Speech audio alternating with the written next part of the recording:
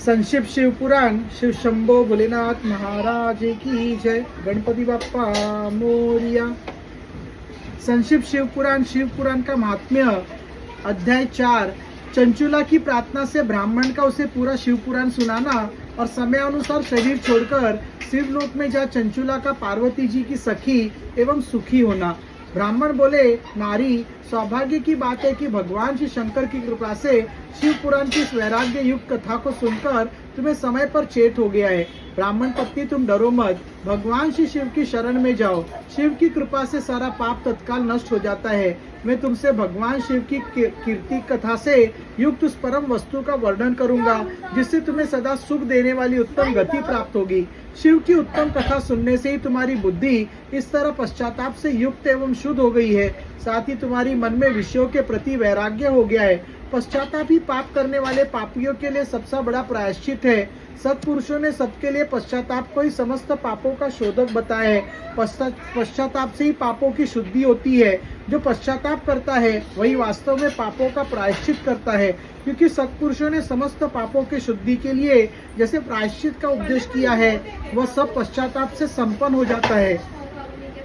पश्चातापम पापकृताम पापनाम निष्कृतियम परा सर्वेषां वर्णितम सधियम सर्व पाप विशोधनम पश्चातापेनेव शुद्धियम प्रायश्चितम करोति सम्म यतोपदिष्टम सदिव्रिय सर्व पाप विशोधनम।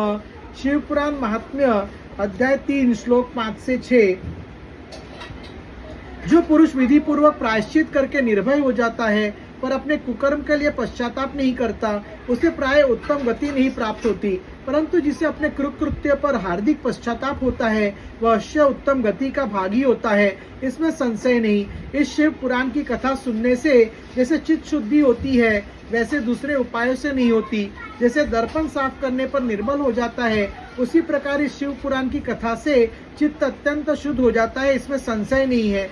मनुष्य के शुद्ध चित्त में जगदम्बा पार्वती सहित भगवान शिव विराजमान रहते हैं। इससे वह विशुद्धात्मा पुरुष जिस शाम सदाशिव के पद को प्राप्त होता है। इस उत्तम कथा का श्रवण समस्त मनुष्य के लिए कल्याण का बीज है, अतः यथोचित शास्त्रोक्त मार्ग से उसकी आराधना अथवा सेवा करनी चाहिए। यह भवबंधन स्वरूपी रोग का नाश करने वाली है। भगवान शिव की कथा को सुनकर फिर अपने हृदय में उसका मनन एवं निध्यासन करना चाहिए। इससे पूर्णतः चित्त शुद्धि हो जाती है। चित्त शुद्धि होने से महेश्वर की भक्ति अपने दोनों पुत्रों को ज्ञान और वैराग्य के साथ निश्चय ही प्रकट होती है।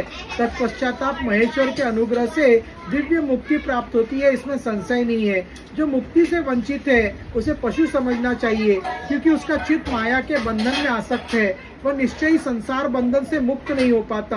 ब्राह्मण पत्नी, इसलिए तुम विषयों से मन को हटा लो और भक्ति भाव से भगवान श्री शंकर की इस परम पावन कथा को सुनो। परमात्मा श्री शंकर की इस कथा को सुनने से तुम्हारे चित्त की शुद्धि होगी और इससे तुम्हें मोक्ष की प्राप्ति हो जाएगी। जो निर्मल चित्त से भगवान शिव के चरणारविंदों का चिंतन करता है उसका एक ही जन्म में मुक्ति हो जाती है, यह मैं तुमसे सत्य सत्य कहता हूँ। सूजी कहते, शौनक, इतना कहकर वे श्रेष्ठ शिव भक्त ब्राह्मण चुप हो गए। उनका हृदय करुणा से आर्द्र हो गया था। वे शुद्ध चित्त महात्मा भगवान शिव के ध्यान में मग्न हो गए। तदंतर बिंदु की पत्नी चंचुला मन ही मन प्रसन्न हो उठी। ब्राह्मण का उक्त उपदेश सुनकर उसके नेत्रों में आनंद के आंसू छलक आए थे।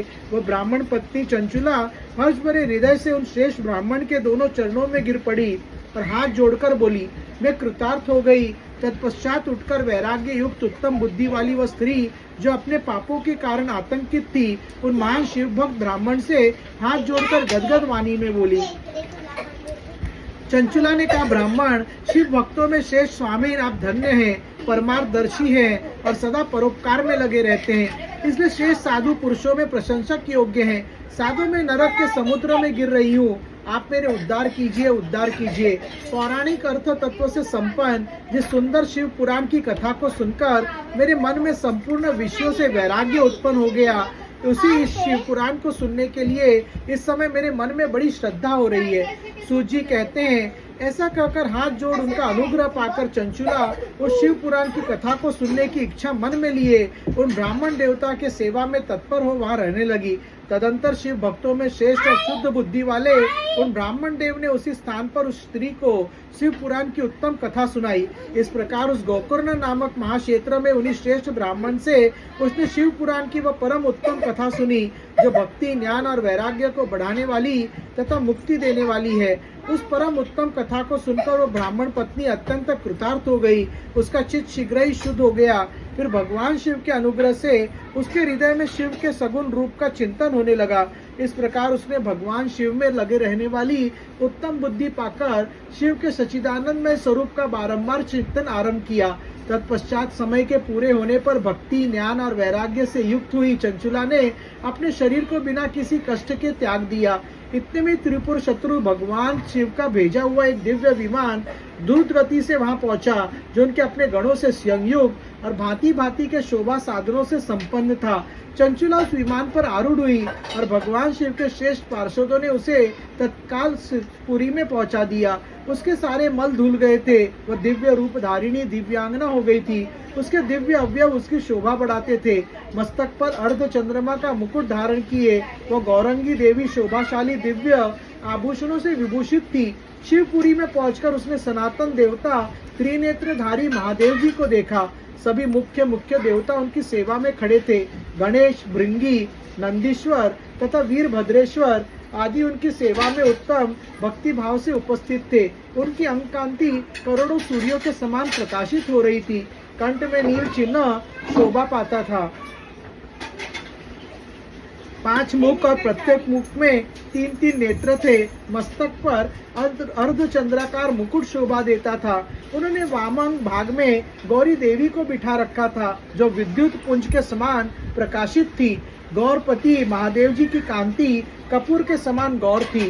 उनका सारा शरीर श्वेत भस्म से भासित था। शरीर पर श्वेत वस्त्र शोभा पा रहे थे। इस प्रकार परम उज्जवल भगवान श्री शंकर का दर्शन करके वो ब्राह्मण पत्नी चंचुला बहुत प्रसन्न हुई।